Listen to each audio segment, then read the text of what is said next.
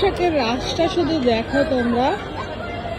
CC2-তে কি মারাত্মক ভিড়। এখন বাজে 1:10-15 ম্যাক্সিমাম হবে। কত মানুষ।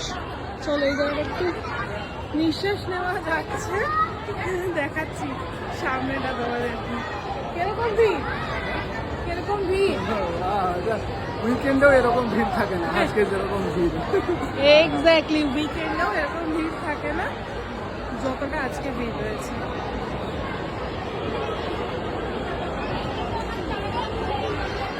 দেখো আজকেও সবাই শপিং টপিং করছে।